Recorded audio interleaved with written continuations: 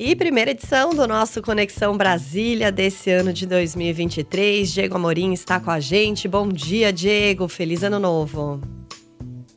Tô aqui. Agora sim. Bom Chegou? dia, Diego. Ótimo. Bom ano para você. Bom dia. Bom ano para você também, Mauro, Michele, para os nossos ouvintes. Que seja um 2023 mais leve na medida do possível. Diego, esses são os nossos votos aqui também. Diego, como é que você analisa aí todas as declarações que tivemos ontem, os discursos da posse do Lula e também uma declaração que ele deu ainda antes da posse, dizendo que não quer bajuladores? É isso, Mauro. O presidente empossado Luiz Inácio Lula da Silva, ele mesmo disse numa entrevista que concedeu ali antes do Natal que ele não quer bajuladores no seu governo, uma expressão que o próprio presidente Lula usou, e sim críticos eficientes e honestos que nos ajudem a consertar o que estiver errado, disse o presidente Lula. Primeiro é preciso ver nos próximos dias, nas próximas semanas, se isso foi uma retórica, um discurso político do presidente Lula, ou se de fato ele está disposto a não ter bajuladores. Eu tenho um grupo de WhatsApp de amigos de infância, acredito que todo mundo tem o seu, e de vez em quando alguém tem que lembrar lá, pessoal, a gente não é ministro não, a gente está discutindo aqui, parece que a gente está decidindo os rumos do país, um fala uma coisa, outro fala outra. Pessoal, o presidente não está no grupo não, a gente não vai decidir nada não. Então assim, o Lula é grandinho, assim como o Bolsonaro era, cada um obviamente completamente diferentes, mas eles se viraram presidentes pelo voto popular, devem em tese saber o que fazem, né? Mas são seres humanos, não são mitos, não são deuses, eles erram. Acabou a campanha, acabou a posse, a partir de hoje é um dia útil, começa de fato o governo Lula, o terceiro governo Lula. Muita gente se deslumbra com Brasília. Eu não acredito que vai ser o caso do presidente Lula. Ele conhece bem aqui Brasília, não vai se deslumbrar com palácio, com congresso, com essas coisas todas. Agora, tem gente nova chegando no governo. Esse pessoal que chega novo, a gente viu isso acontecer no início do governo Bolsonaro, vai ver acontecer agora. Gente que se deslumbra, acha que é dono do mundo, que porque está andando com palácio, com carro preto em Brasília, é gente intocável, é Deus, e vai precisar, ao longo do governo, ter aquela pessoa que vai chegar no Lula e vai ter a coragem, a audácia de dizer, presidente, não está legal. Presidente, a âncora fiscal, você esqueceu, presidente? Não adianta ficar só falando, desigualdade, mas cadê a âncora fiscal para garantir o combate à desigualdade que o senhor tanto frisou na posse, né? Então, duas questões a gente vai ter que analisar nesse primeiro momento do governo, Mauro, Michele e ouvintes. Primeiro, quem que o Lula vai estar disposto a ouvir? Será que vai ser o Geraldo Alckmin? Alguém que era seu adversário, que ele traz para a chapa presidencial vitoriosa, é o seu vice-presidente, vai ser também o seu ministro da Indústria, do Comércio e de Serviços, vai ser o Aloysio Mercadante, que é um amigo de longa data do Lula, alguém de confiança, alguém próximo a ele, porque não pode ser qualquer pessoa também, né?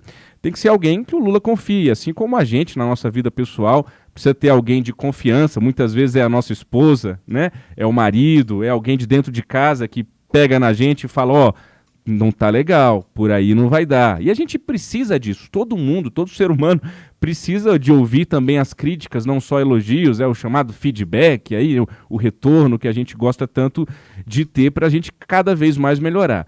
Vai ser o José Dirceu, alguém que não apareceu muito na campanha, mas que sabidamente atuou nos bastidores, vai continuar nos bastidores, sendo um conselheiro de Lula, vai colocar a cara, não vai colocar a cara. Vai ser a presidente do PT, Gleisi Hoffmann, ou a própria Janja, primeira-dama, que ontem, para surpresa de ninguém, deixou claro que vai ter uma força dentro do governo Lula. A Janja, que é uma militante de esquerda há muitos anos, é uma militante petista raiz. Será que o Lula vai ouvi-la? E ela vai ser, vai ocupar esse papel de conselheira também do presidente? Então, eu coloquei aqui alguns nomes que eu vejo como possíveis pessoas que podem ajudar o Lula nesse dia a dia. O segundo ponto que a gente vai precisar observar é se ele vai ouvir, se o Lula vai querer de fato ouvir essas críticas, ou se essa declaração que ele deu de que não quer bajuladores, quer apenas críticos eficientes, se isso ficou apenas de fato na retórica. O Lula que chega em 2023, ontem acompanhando a posse, eu vi quase todos os nossos colegas fazendo comparações do Lula de 2003 para esse Lula de 2023, 20 anos depois, eu fico com a resposta do nosso querido Gabeira na Globo News, que disse: nenhum de nós é igual de 20 anos atrás. Então, por óbvio, esse Lula que chega para o seu terceiro governo não é aquele mesmo Lula. E esse Lula é como? Não sabemos ainda que Lula é esse que está assumindo o governo para valer no dia de hoje. Fato é que ele está... Se tem uma pessoa hoje com a melhor autoestima do Brasil, se chama Luiz Inácio Lula da Silva, que diante de tudo que aconteceu, depois de tudo que ele passou preso, nem ele mesmo poderia imaginar ali da cadeia que pouco tempo depois voltaria a Brasília e voltaria como presidente eleito democraticamente pela maioria do voto dos brasileiros. Então, primeiro, saber quem o Lula vai querer ouvir. Segundo, se de fato ele está disposto a ouvir. Mas finalizo dizendo, Mauro Michele, que a pior coisa que pode acontecer é o Lula se fechar na bolha. Eu acredito e torço que ele não vá fazer isso. Ontem, no discurso, ele fala de vez em quando ali para a militância, chama o impeachment da Dilma de golpe. Não foi um golpe, foi um impeachment validado pelo Supremo Tribunal Federal, mas ele fala ali a palavra golpe para se aproximar da militância. Foi um momento que eu achei ali ele falando mais para a sua militância. E é do jogo também. Ele estava ali no parlatório, estava falando na sua posse. Tudo bem, é o cercadinho, digamos assim, o Bolsonaro tinha o cercadinho dele, o Lula vai ter o seu cercadinho. Mas eu vejo um Lula, no discurso de ontem, disposto, sim, a governar para todos. E ele vai ter que fazer isso, para quem votou nele e para quem não votou nele. Se ele se fecha nessa bolha, e acho que vai ser difícil, porque ele tem um governo muito eclético, né? Eu, particularmente, não considero essa frente ampla tão ampla assim. Acho que vai ser um governo de esquerda, é um governo de esquerda, o Lula é de esquerda, tem ali alguns partidos de centro, mas são fisiológicos, eles vão estar em qualquer governo, estariam no governo Bolsonaro, estão no novo governo Lula. Mas o Lula não pode cometer o erro, digamos assim, eu não vou ser bajulador do Lula, então se o Lula me permite, eu digo, ele não pode cometer o erro que o Bolsonaro cometeu, de ver inimigos a todo instante em todos os lugares, né? A gente não pode também, como um todo, sociedade, imprensa, repito, passou a campanha, passou a posse, agora é governo. A gente ficou durante 4 anos ouvindo bolsonaristas dizendo, e o Lula? E o Lula? E o Lula? A gente não vai poder ficar 4 anos ouvindo, e o Bolsonaro? E o Bolsonaro? Esqueçamos o Bolsonaro, esqueçamos, ele está lá em Orlando. Deixa ele lá agora comendo a pizza dele e tirando foto com o pessoal lá no condomínio de Orlando. Agora é o novo governo Lula. A imprensa, aí daqui a pouco vai... por enquanto está uma fase de lua de mel esperada entre a imprensa e o Lula. Daqui a pouco vão começar as críticas.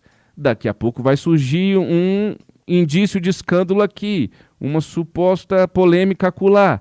E aí a gente também não vai poder ficar ouvindo a imprensa não está deixando o Lula governar. Não, agora, repito, passou campanha, passou posse, começa o governo e o próprio presidente disse que não quer bajuladores, então estaremos aqui para não ser bajuladores dele e vamos seguir a nossa vida. Mauro, Michele.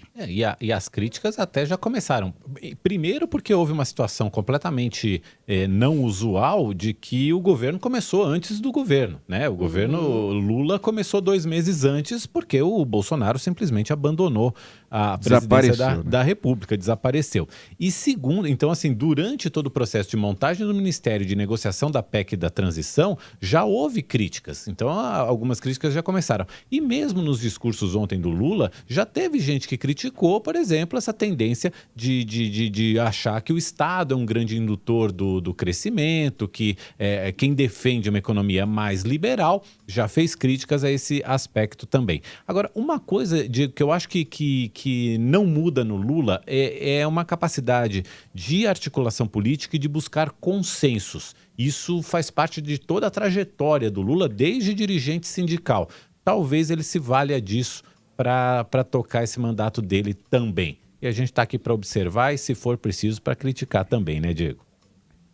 Com certeza, Mauro. E uma coisa que me chamou muito a atenção, durante a campanha, eu via um Lula muito cansado, né? Até envelhecido, às vezes eu o vi até um pouco adoentado. E é importante a gente perceber isso, como tem um efeito psicológico, talvez, né? Ele foi eleito, ele tomou posse ontem, ele estava... Deu lá a tosse dele, tá com problema de garganta que não vai passar, pelo jeito, tomou muita água. Mas ontem eu vi um Lula com sangue nos olhos, né? Com muita vida, com muita energia, parecia muito saudável, né? É um efeito psicológico, certamente, chegar ao poder da forma como ele chegou deve estar dando a ele essa força para seguir. Porque a rotina ontem não foi suave, Nossa não, né? Senhora. Com aquele sol, com aquele terno, milhões de protocolos e eventos. Foi E fácil, não é mole, não. Mas é isso. Diego Amorim com a gente aqui no Conexão Brasília. Obrigada pela sua participação hoje, Diego. Bom ano pra gente.